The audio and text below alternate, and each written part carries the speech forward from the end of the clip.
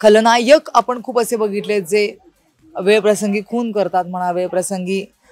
पण मला असं वाटत नाही खलनायिका ह्या लेवलला पोचली असेल. आणि आय एम सो हॅपी की या लेवलला पोचणारी खलनायिका मी केली आहे. मी जर असा इमोशनल विचार केला खूप काळ, माणूस म्हणून थोडा वेळ ही भावना येणं अगदी स्वाभाविक आहे, पण माणूस म्हणून जर मी खूप वेळ असा विचार केला तर माझ्याकडलं कन्व्हिक्शन जाईल सीन करताना, जे मला जाऊ द्यायचं नाही. तो तर कॉन्ज्युरिंग वगैरे बघणारा मुलगा आहे, म्हणजे त्याला ते हे सिरियलचं म्हणजे तो असं खोटं भूतबीत दाखवलं तो हसतो, त्याला भीती नाही वाटत. तर म्हटलं आवडलं का तुला? म्हणे हो आवडलं मला. म्हणजे किती खोटं असतं ना हे. म्हटलं ऑफकोर्स रुपे, फिल्म असो, टेलिव्हिजन सिरियल असो, नाटक असो, पण ते खोटं असताना ते खरं वाटावं असं उभं करणं हेच आमचं काम आहे. नमस्कार, मी अंकिता शिंदे. इट्स मज्जामध्ये तुम्हा सगळ्यांचं स्वागत. सुख म्हणजे नक्की काय असतं या मालिकेच्या सेटवर आहे आणि आता ही मालिका आपल्या सगळ्यांचा निरोप घेणार आहे. मालिकेच्या शूटिंगचा शेवटचा दिवस आहे आणि आता माझ्यासोबत आहे शालिनी म्हणजेच माधवी. कशा आहात तुम्ही? मी खूप मस्त आहे. काल माझं रडून झालेलं आहे, म्हणजे शेवटचा दिवस होता, पण ठीक आहे. म्हणजे जिथे सिरियल सुरू होते तिथे कधी ना कधीतरी ती संपते. सो त्यामुळे असं वाईट या गोष्टीचं आहे की रोज आम्ही जे भेटायचो एकत्र, घरात जेवढा वेळ नाही काढलाय तेवढा सेटवर काढलाय, ते आम्ही भेटणार नाही उद्यापासून. ते थोडंसं दुःख आहे, पण अदरवाईज वी आर हॅपी आणि एक्सायटेड. नवीन कामासाठी सुद्धा एक्सायटेड आहोत.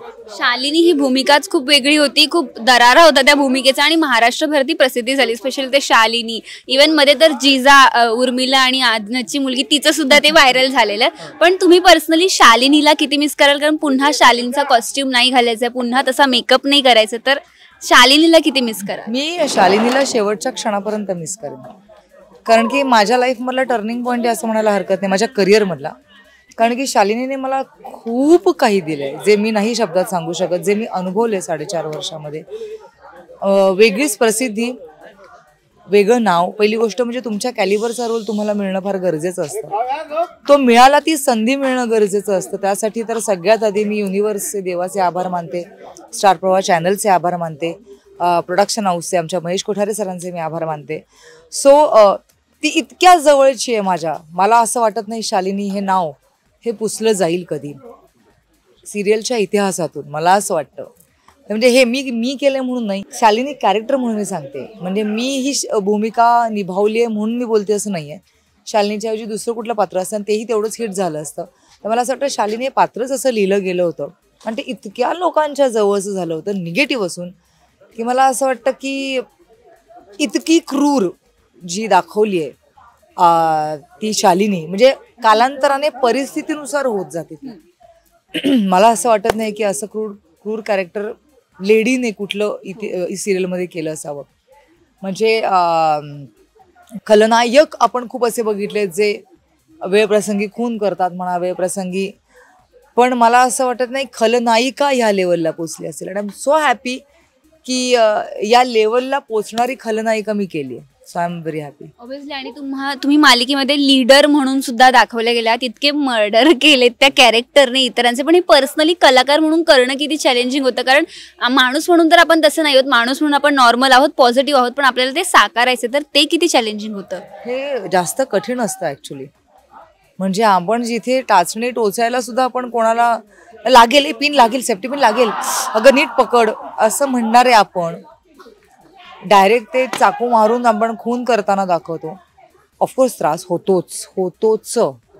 पण मी फक्त मग एका पॉईंटला असं होतं की मी जर असा इमोशनल विचार केला खूप काळ, माणूस म्हणून थोडा वेळ ही भावना येणं अगदी स्वाभाविक आहे, पण माणूस म्हणून जर मी खूप वेळ असा विचार केला तर माझ्याकडलं कन्व्हिक्शन जाईल सीन करताना, जे मला जाऊ द्यायचं नाही. माधवी म्हणून मी काय विचार करते त्याच्यापेक्षा ज्यावेळेला मी शालिनी म्हणून एंटर होते आणि कॅमेरासमोर शालिनी म्हणून परफॉर्म करते, ते मी जर कन्व्हिक्शनने नाही केलं, तिथे जर मी क्रूर नाही दिसले मारताना, तर मग ते एक्सक्यूज झालं की नाही माधवीला आवडत नाही असं, म्हणजे ती खूप हळवी आहे म्हणून माधवी तसं, असं नाही होऊ शकत. तिथे मला शालिनी म्हणून क्रूर दिसावं लागलं, ते क्रूर करावं लागलं, पण ती भूमिका होती. ऑफकोर्स त्यावेळेला असं कुठलाच मनात विचार नसतो. रादर असे खून करताना असं वाटतं अरे बापरे काय केलं शालिनीने, असं होतंच. त्रास होतोच ना, कारण की जजमेंटल तर लोक आहेत खूप. म्हणजे ज्यांना सोशल मीडिया फारसा माहीत नाही आहे त्यांना असंच वाटतं की ही अशीच असावी, अशीच घर तोडणारी असावी, घर फोडणारी असावी, किंवा अशीच खून करणारी असावी, अशीच ती क्रूर रिअल लाईफमध्ये असेल. सो असं होऊ सुद्धा शकतं, पण मी त्याच्याकडे लक्ष देत नाही, कारण की त्यांच्यापर्यंत मीडिया पोचला नाही आहे किंवा त्यांना फारसं माहीत नाही आहे. बट वेरच मला माहिती आहे की आपण ती भूमिका म्हणून साकारतोय, तर मग मला त्याचा काही फार त्रास होत नाही. तुमचा मुलगा सुद्धा तुमच्या सोशल मीडिया अकाउंटवर आम्ही थोडेसे काही फोटोज वगैरे पाहिलेत आणि तुम्ही त्याच्याबरोबर शेअर करता काही गोष्टी, पण त्याची काय प्रतिक्रिया असते ही भूमिका पाहिल्यानंतर? तो बेसिकली बघतो का किंवा तुम्ही दाखवता का? कारण कथा थोडी नेक्स्ट म्हणजे वेगळी आहे. बरोबर. आता ऍक्च्युली पहिल्या दिवसापासून मी हा रोल करते ना, तर पहिली गोष्ट शूट करत असताना त्याला, तो 5 वर्षाचा होता त्यावेळेला शूट सुरू झालं होतं. सो त्याला हे कळतं की हे सगळं खोटं आहे, हे जगच खोटं असतं सिरियलचं. सो सुरुवातीलाच असं झालं की आई जे करते काय खरं खरं नाही करत, म्हणजे अरे आपली आई अशी कशी, आपली असले काही. त्याला एक तर खूप मॅच्युअर्ड असतात आजकालची मुलं. सोशल मीडिया लहान मुलांना सगळं काही. त्याला तो तर कॉन्ज्युरिंग वगैरे बघणारा मुलगा आहे, म्हणजे त्याला ते हे सिरियलचं म्हणजे तो असं खोटं भूतबीत दाखवलं असं तो हसतो, त्याला भीती नाही वाटत, कारण की त्याने ते बघितलेलं. आजकाल म्हणजे काही पिढी, आता हेच तू काही एरियामध्ये जाशील तर मुलं घाबरतात सुद्धा, पण माझ्या मुलाला मी ॲक्टर असल्या कारणाने या सगळ्या गोष्टी खोट्या असतात हे कळलेलं आहे. सो मग असं मी मारलं तर आई मला विचारतो, आई मग ते चाकू खूप असताना मग ते ब्लड जे असतं मग ते चिकटतं का अंगाला, खोटं खोटं ब्लड, मग त्याचे इनोसन्स जो बाहेर येतो त्याचा, की तू वेडी का झाली आहेस, मग तू असं कशामुळे वेडी होतेस, अच्छा मग ते शूट कसं केलं, मग ते तुला ते फास लागतो, मग ते अरे अच्छा तू तशी टेबलवर उभी राहते.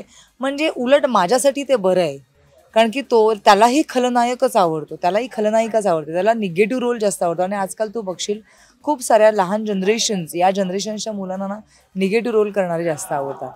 सो मला ही भीती होती की माझे कॅरेक्टर बघून मुलगा काय बोलेल, पण तो अतिशय मॅच्युअर्ड निघाला या बाबतीत. तर मी ते इतकं की जो वेळ लागण्याचा सिक्वेन्स होता मला, तो वेळ लागण्याचा सिक्वेन्स आम्ही करत असताना रुबेन एक दिवस आला, त्याने शूटिंग बघितलं आणि घरी गेल्यावरती म्हटलं, रुबेन तुला काय वाटलं रे?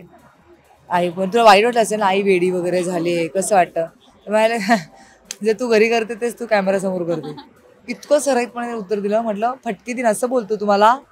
तर तो मला हसायला लागला जोरात. तर म्हटलं आवडलं का तुला? म्हणे हो आवडलं मला. म्हणे किती खोटं असतं ना हे. म्हटलं ऑफकोर्स रुबेन, फिल्म असो, टेलिव्हिजन सिरियल असो, नाटक असो, पण ते खोटं असताना ते खरं वाटावं असं उभं करणं हेच आमचं काम आहे. सो काही प्रॉब्लेम नाही आहेत. खूप मच्युअर्ड आहे, लहान वयात आय गेस तुमचा मुलगा. पण आता मालिका संपतीये, 4-4.5 वर्ष मालिका चालली. जाता जाता सुख म्हणजे नक्की काय असते? मालिकेच्या प्रेक्षकांना काय सांगावं असं वाटतंय? जे प्रेम आतापर्यंत करत आलेलं आहात तुम्ही प्रत्येक पात्रावरती, माझ्यावरती, शालिनीवरती, ते प्रेम कायम ठेवा. म्हणजे मला असं वाटतंय की जरी सिरियल संपली तरी कलाकार म्हणून माधवी निमकर कुठेही जाणार नाही, तुमच्या सेवेसाठी सज्ज असणारच आहे. तेव्हा कायम राहा माझ्यासोबत. आणि मला असं वाटतं की नवीन भेट 4.5 वर्ष काम केल्यानंतर परत भेटण्यासाठी थोडासा वेळ जाऊ दे, मला असं वाटतं किंचितसा, की जेणेकरून लोकांना असं वाटेल की अरे शालिनी काय नवीन घेऊन येते किंवा माधवी काय नवीन घेऊन येते. तर नवीन रूपात, नवीन कथेसह, नवीन भूमिकेसह लवकरच मी तुमच्यासमोर येणार आहे. पण एक छोटासा ब्रेक जो मी माझ्या फॅमिलीला देणार आहे, आणि तो देणं फार गरजेचं आहे असं मला वाटतं.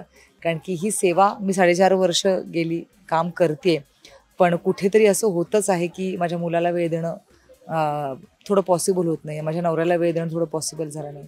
मला असं वाटतं की तो वेळ देणं फार गरजेचं आहे. परत मी तुमच्या सेवेसाठी सज्ज असणारच आहे. सो तुमचं प्रेम, तुमचा आशीर्वाद असाच कायम माझ्या पाठीशी असू द्या. अगदीच, थँक्यू सो मच. आणि तुम्हालाही खूप साऱ्या शुभेच्छा. थँक्यू. मराठी चित्रपटसृष्टीमधील latest update, original web series, shows, गाणी आणि एंटरटेनमेंटसाठी आमच्या चॅनलला सबस्क्राईब करा आणि बेल आयकन दाबायला विसरू नका.